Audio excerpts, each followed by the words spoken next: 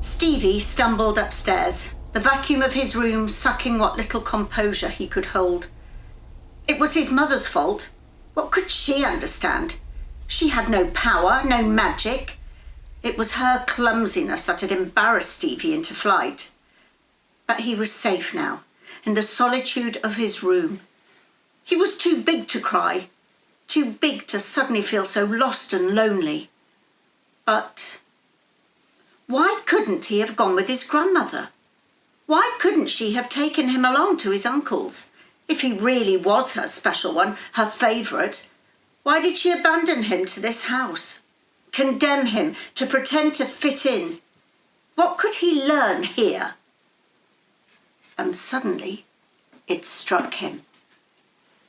Oh, but what he could teach them. He didn't want to fit in. He didn't have to. He was powerful, more powerful than anyone in the house. His grandmother had introduced him to a world his family could never dream of. Why not teach them? Why not show them his newfound strength? He was special now. Let them see just how special he was. Stevie entered the kitchen, where his sister, seeing him, decided to act the little princess. Mummy said we've got to set the table. Use this and this and this and this. She toddled in progress from sink drawer to china cabinet to cupboard. She would grab a single item from each place and take it to Stevie, handing it over with much ceremony of satisfaction. Stevie noticed his mother was happy to ignore the proceedings, finishing her batch of biscuits and rushing to brown them before his father noticed how late dinner was.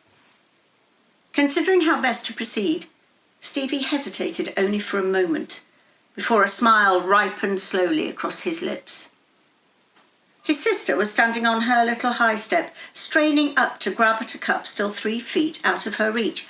"Stevie," she whined miserably while trying.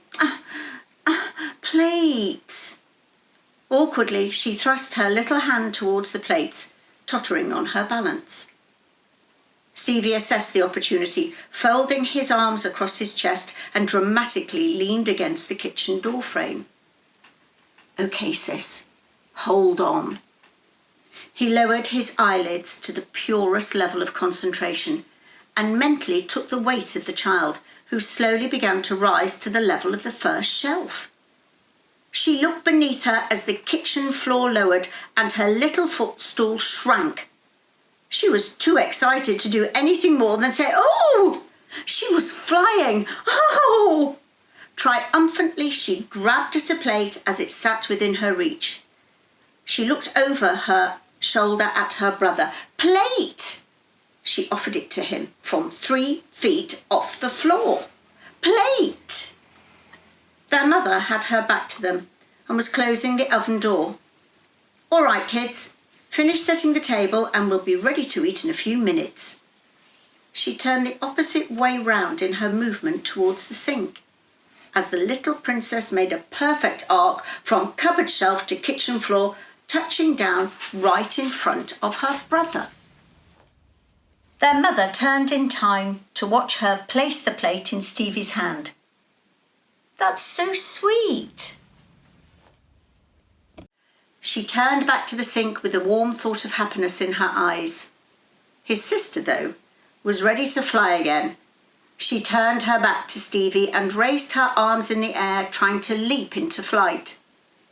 Stevie watched her for a moment and enjoyed the mounting frustration in her hops. "Fly! Fly!"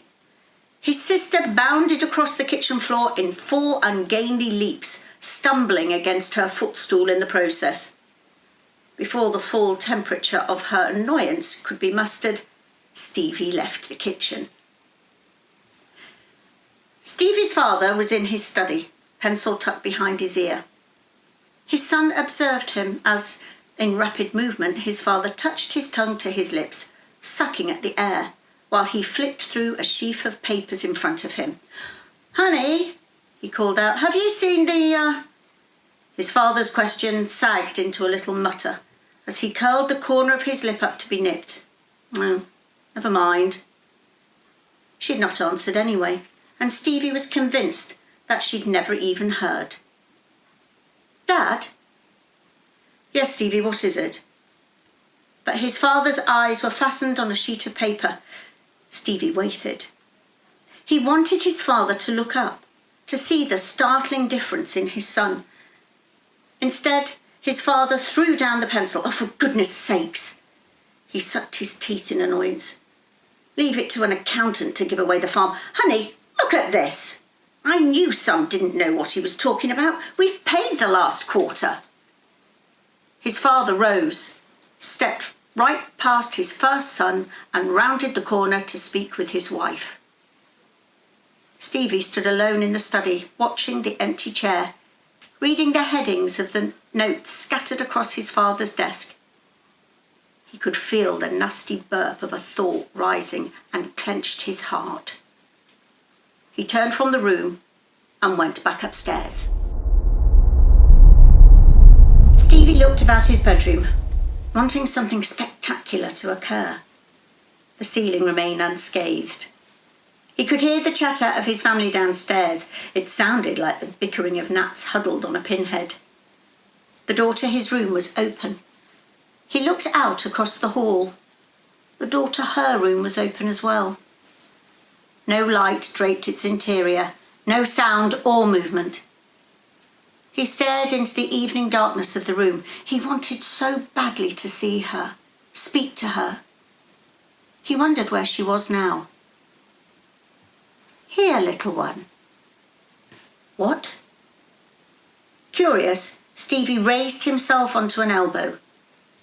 The light from the hall lamp crept beyond the threshold of the spare room.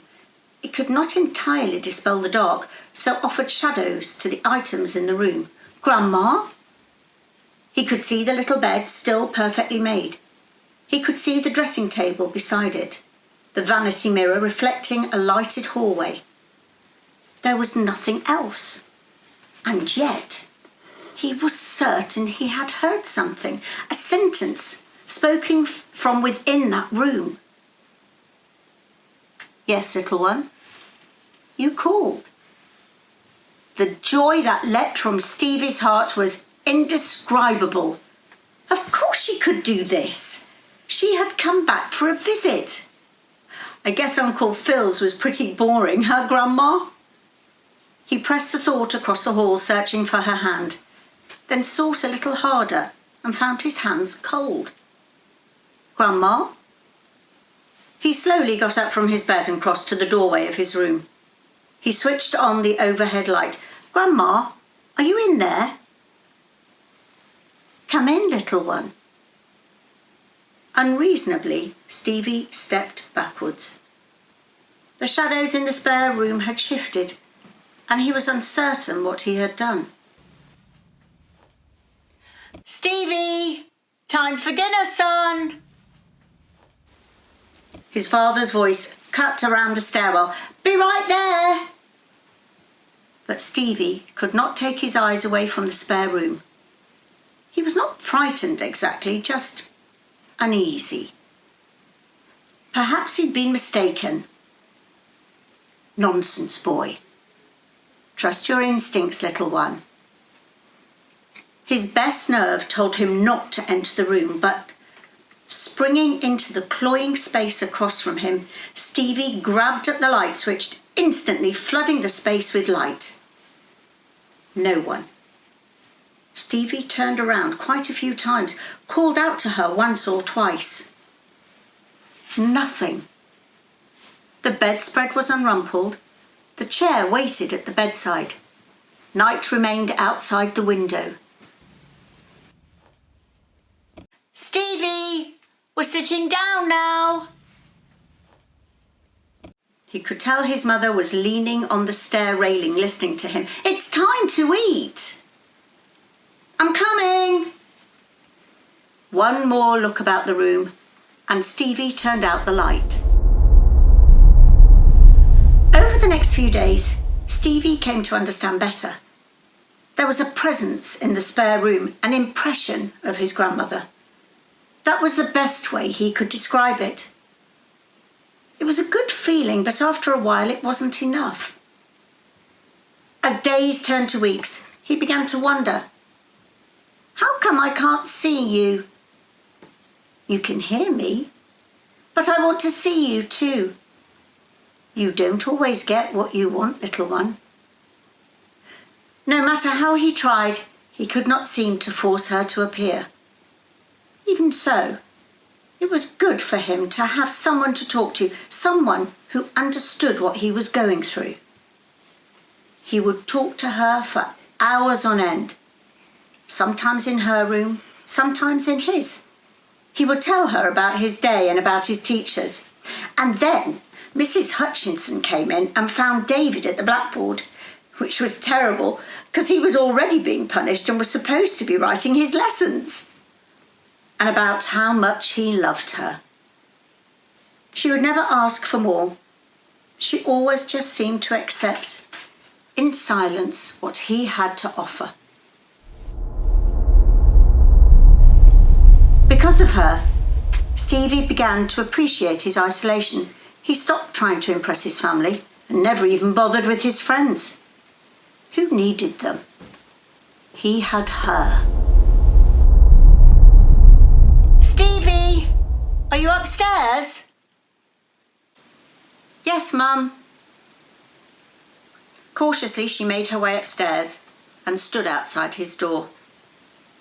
She was worried about her son. She'd noticed him withdraw when his grandmother left. At first, she thought it was natural, that he would move out of it in his own time.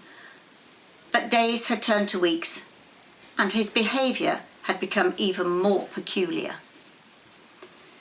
Then she heard the whispers and became truly uneasy. Stevie would come home from school and sequester himself in his room, sometimes speaking for hours to an imaginary friend. This was uncomfortable enough, but then he began to really change. She'd never known him to be so cold. He was short with his brother and sister, even shorter with his father. Suddenly, he just didn't seem like the same boy. And she decided that his time of mourning was over. Softly, Stevie's mother knocked at his door. Stevie. Slowly, the door opened. He was across the room, seated on his bed. You okay, Stevie? I'm fine, Mum. She looked about his room. It was in disarray with books and papers scattered all over the place. But that would be for another conversation. Stevie, I was going to make some gingerbread. Do you want to help? No, thanks. You can lick the bowl when we're done. No, that's okay. I've got other things to do. I thought you loved licking the bowl. Yeah, well, it's okay and stuff, but I don't want to just now.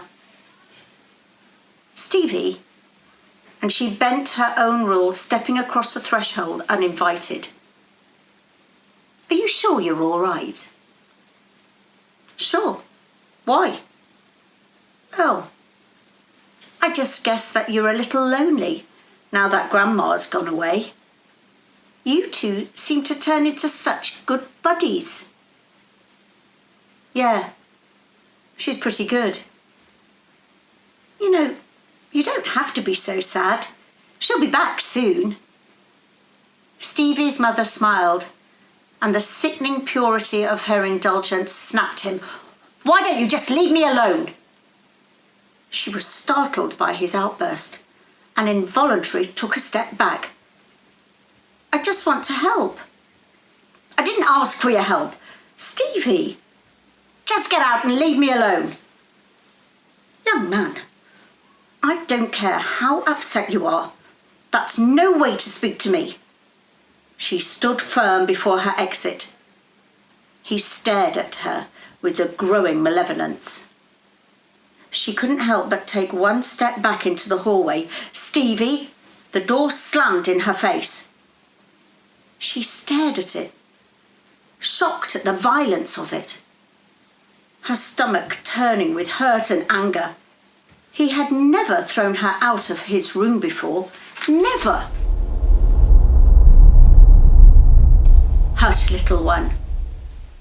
I know that was wrong, Grandma, but I couldn't help it. She really made me angry. Poor little one. Why can't I come and stay with you? They don't understand like you do, Grandma. You have to go your own way, my dear. But I don't want to be so alone. You're not alone, little one. Can't I see you this once, Grandma? I'm so lonely.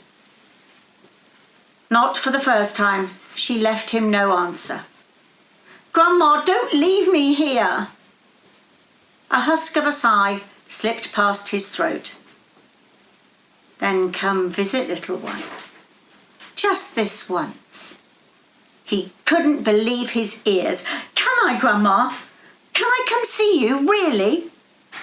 Yes. Where are you? Close, little one. Can you bring me? No. I cannot make this happen. You must come on your own. How? Think of the candle. And at the word, his joy turned to stone and plummeted to the bottom of his stomach.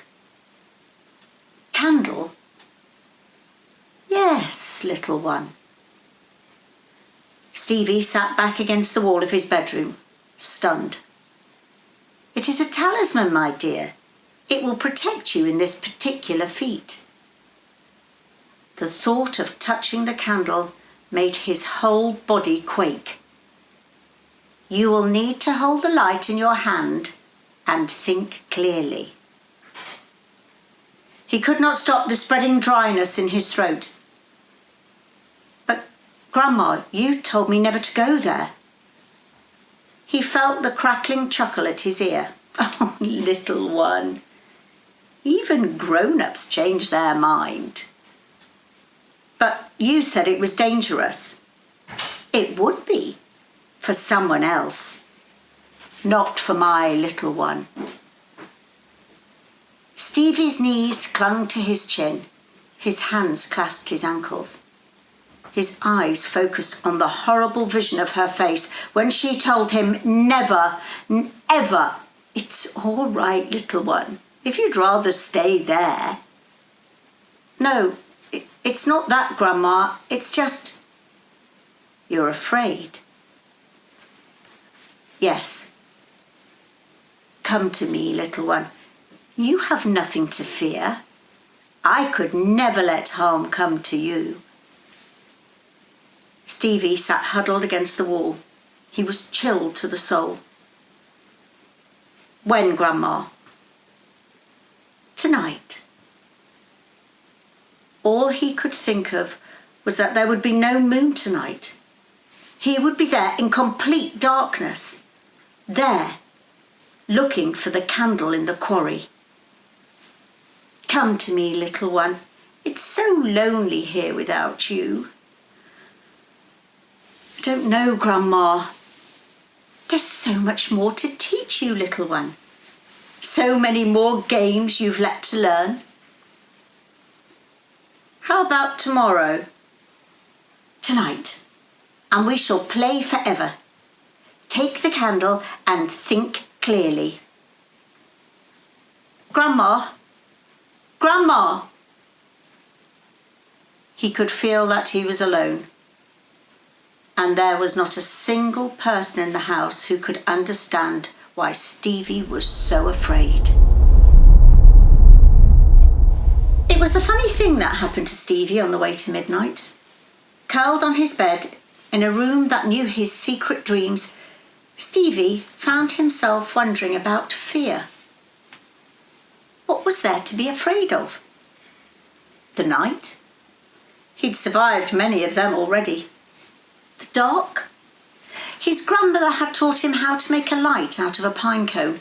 No, that didn't scare him. His parents? No, they were not able to even see him in broad daylight. How many times had he stood in their faces and asked them to take a good look at his new abilities? No, They were not to be feared. No, there was nothing to be frightened of. Nothing can harm you, little one. Nothing could harm him. She'd told him that many times. Stevie curled and uncurled on his tossed bed, waiting for a deeper night. And as he waited, he found that he actually liked the idea. Yes, he actually loved the idea, going to the quarry in the dark, going to see exactly what was in the shack and who lit the candle. He was going on an adventure. Yes, an adventure, one that no one else could accomplish. Hadn't she said that? Used those very words? Yes, he remembered it. What was there for him to be afraid of? A candle? It was just wax and a flame. He could snuff it out with a laugh. The quarry? Oh, Stevie knew the quarry front and back, from the tip of the tallest pine to the smallest of the deepest pebble. There was nothing in that quarry that could harm him. Stevie faked sleep as his mother stuck her head in to check on him. In his heart, he could not bear to speak to her. He was angry at her insistence of concern, at the closeness of his own feelings. There was no one to reach out to from this solitary expedition. No one, except his grandmother. She was the only one in his life who would help him through the tangle he felt in his soul. She was the only one who could understand his gift and guide him in his learning. And she was waiting for him.